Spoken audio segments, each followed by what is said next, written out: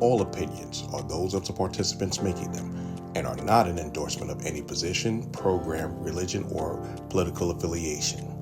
DFG's Corner is for information, observations, and entertainment. I ask that you like, share, comment, and subscribe. On and pass it on and pass it on. So thanks for your kind words. Oh no, I meant that. I could say for everybody that I've come across that nobody has a bad word about Big Al. I could say that with from the bottom of my heart and not be exaggerating or embellishing. I have to say that, like I said, one of the jokes I used to have with Apple was that, she seemed to be a stray magnet.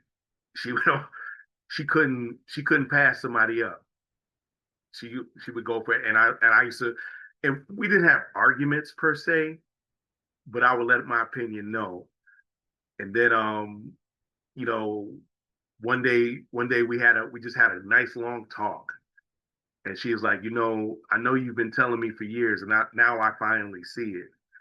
Because Apple has such a big heart that she does things, and Bean can tell you that she does things to her own No, detriment. I'm sorry. She was the Josephine Baker of the hood. Say, give me an example. Not too much on me now. Not too much.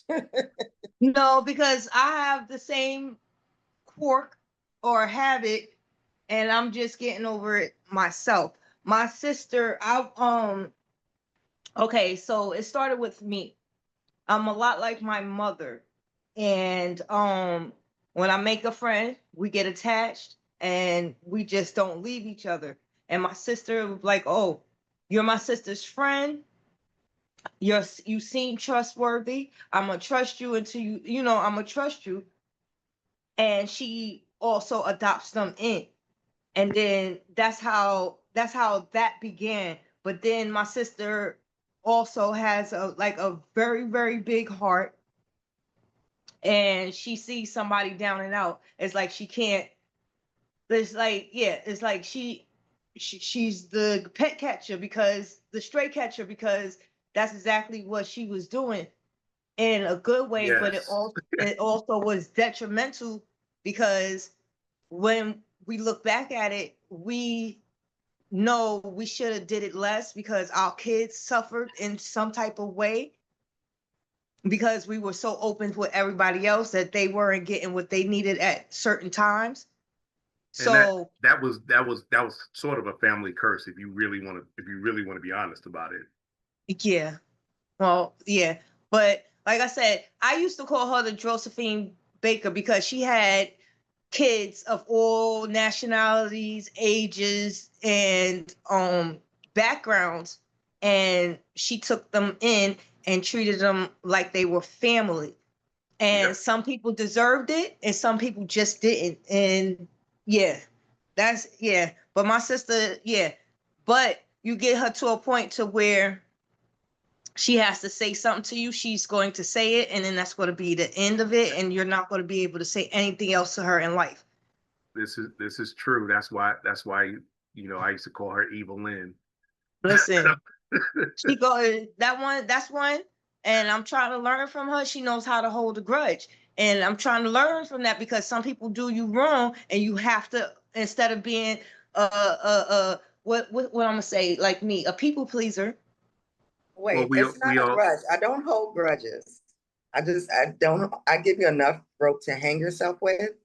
And once I'm done, I'm done. It's not about, it's just setting boundaries. I had to learn to do that because I was not a person to set boundaries, or if I did set them, I didn't stick you to didn't them. enforce them, and I didn't, right. you So and I it's used to not have a about lot holding of back and grudges. forth over that. Right. I'm like, So, why is this person in your house? But they need my help. Why is this person ain't contributing nothing? This and person I'm ain't still like contributing that nothing. to an extent, but I enforce the boundaries a little more now than I did in the past. Yes, you do, and I'm proud of you for it. That's why Thank That's why I brought it up because Bean was hard headed and I was hard headed, so we clashed a lot with that. And I used to be so upset. I used to be so upset um, because I would say, Bean, you need to do this, and her thing would be, you ain't my daddy, and I'd get mad and I'd be complaining, and then Aunt Cheryl, God rest her soul, said, let that woman grow up and be a woman. She going when she ready, she'll get her stuff together, and she was exactly right. And the person like my great uncle and great aunts, I I valued them because they offered stability when I was not exactly going the straight and narrow, not being a criminal, but I didn't have a real direction. So they mentored me to become what I am today, and I'm grateful for that. And people along the way is that I don't know all the answers. Sometimes some people tell me I think I know it all, but but I don't know all the answers. But I do know when I need help, I could get help, even though I hate asking for help.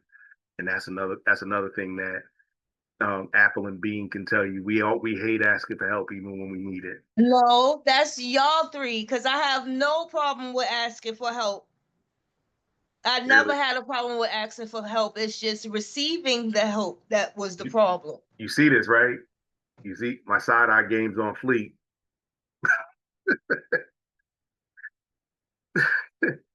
Well, look who the cat drug in. It's Chocolate Pearl, my favorite girl. What's going on? How was your revival?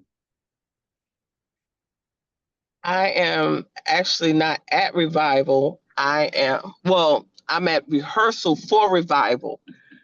That's on Thursday. So, but it was good. It was long because we practicing for Thursday as well as Sunday. So, he kept us a little longer today. Well, today's episode was about value, intrinsic value. Um, we were just talking about value and who we thought were valuable. I gave a couple of vignettes on value people, and I'm just going to ask you. I'm going to give you a little thought experiment. Let's try something together. Picture someone in your life who you admire, not because of their bank account, but because of their actions, their principles, or their ability to bring people together. Now compare them to someone like the president, who's rich, perhaps, but lacking in these qualities. Who truly holds value more in your eyes?